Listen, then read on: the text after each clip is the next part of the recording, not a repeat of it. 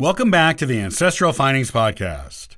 Jacqueline "Jackie" Bouvier Kennedy was the 35th First Lady of the United States, being married to John F. Kennedy. She came from a wealthy socialite family from New York City and went on to become one of the most recognizable, admired, and influential First Ladies of all time. Here is her unique story.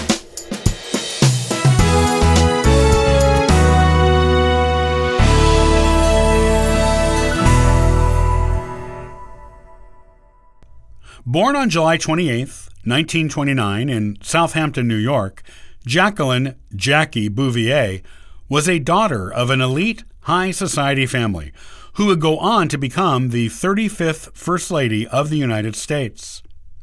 She is also among the most well-known and popular of the First Ladies, usually ranking only below Eleanor Roosevelt and Abigail Adams as the most influential or important. The first First Lady to be born in the 20th century, Jackie was the daughter of stockbroker John "Blackjack" Bouvier III and Janet Norton Lee, a socialite. Both of her parents were of Irish descent, with some French and Scottish on her father's side, and Jackie was baptized and raised as a Catholic. She grew up well educated at some of the best schools in New York and excellent as an equestrian at a young age. She was also accomplished at ballet dancing, was an avid reader, and knew several languages, with French being the most prominent, and the one in which she was the most fluent. She was also the clear favorite of her father among her sisters, a fact he never tried to hide. This contributed to Jackie's self-confidence growing up. Jackie's parents divorced in 1940 after 4 years of separation. This was mainly due to her father's alcoholism and affairs with other women. Some financial difficulties from the stock market crash the year Jackie was born also contributed to the crumbling of the marriage.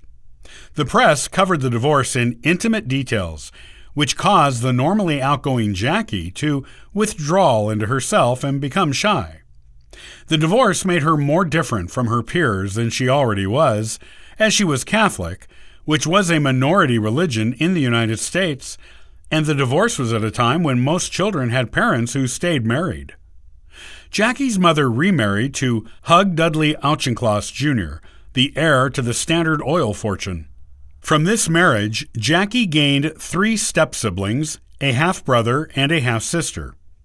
Jackie and her sisters divided their time between their mother and father's houses, but Jackie became particularly close to her stepfather, who gave her a much more pampered childhood than she would have otherwise experienced, as well as offered her stability, which her life lacked during her parents' marriage.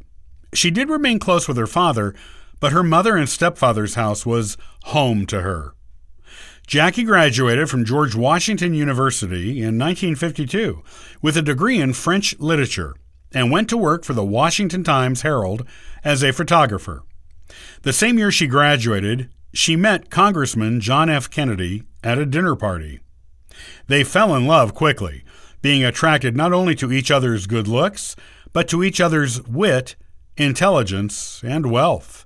They married in 1953. Following their marriage, they had 4 children together after an initial miscarriage. Their first child, a daughter named Arabella, was full-term but stillborn. They then had daughter Caroline and son John Jr. Finally, only 3 months before her husband was assassinated, Jackie gave birth to their 4th and final child, a son named Patrick, who was born 5 weeks early and died after only 2 days due to a pre-existing health condition at birth. When John became president, he and Jackie were noticeably different from their predecessors, the Eisenhowers. Not only were they Democrats, as opposed to the Republican Party to which the Eisenhowers belonged, they were also much younger and vital, more active in national and personal affairs, and had a more intimate relationship with the media. Jackie was highly protective of her children and strictly limited the extent to which she allowed the media to photograph them. She became the first First Lady to hire her own press secretary, who helped her manage her own media image. While First Lady, Jackie always stated that her first priority was her family. But she also involved herself heavily in the promotion of American arts and historical preservation. She oversaw an extensive restoration of the White House. In addition, while previous first families had taken furniture and other things acquired during their tenure with them when they left, Jackie persuaded Congress to make it a law that those things had to be donated to the Smithsonian, so important historical artifacts associated with the White House would not be lost. Jackie spent much time as First Lady tracking down the current owners of former White House furnishings and trying to persuade them to return them to the White House or donate them to the nation. She was the first First Lady to win an Emmy, and so far only First Lady to do so, for a 1962 televised tour she gave of the White House. After the assassinations of both her husband and brother-in-law, Robert Kennedy, Jackie became concerned for the safety of her children, imagining they had targets on them because they were Kennedys, and people seemed to be killing Kennedys. She did the only thing she knew to do to protect them.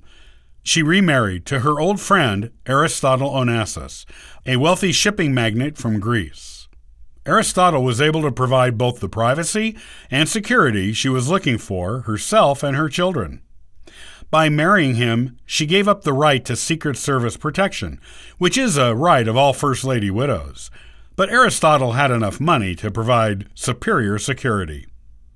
Though remarried, she was still a popular target of paparazzi, who followed her around pretty much wherever she went and gave her the nickname Jackie O, which stood for Jackie Onassis.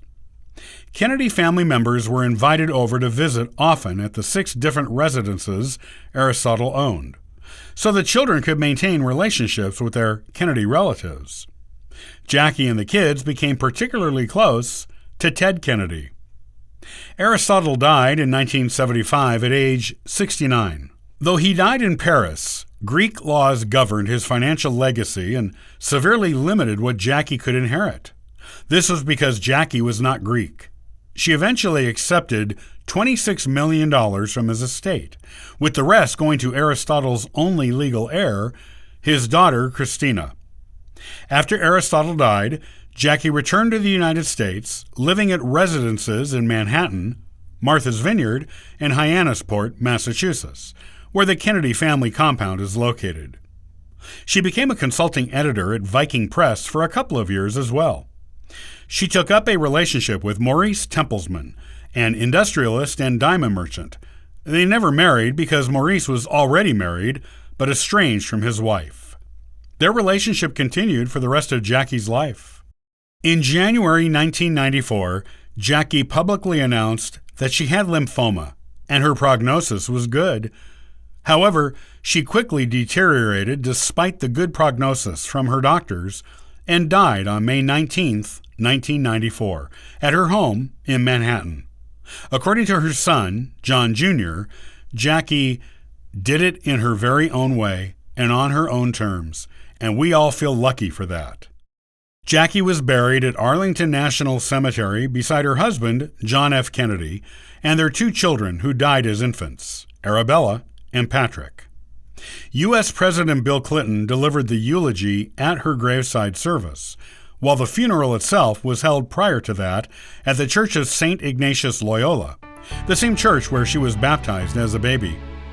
Upon her death, she was survived by her children, Caroline and John Jr., 3 grandchildren, a sister, Lee Radziwill, her son-in-law, Edwin Schlossberg, and her half-brother, James Lee Auchincloss. Her estate was worth $43.7 million.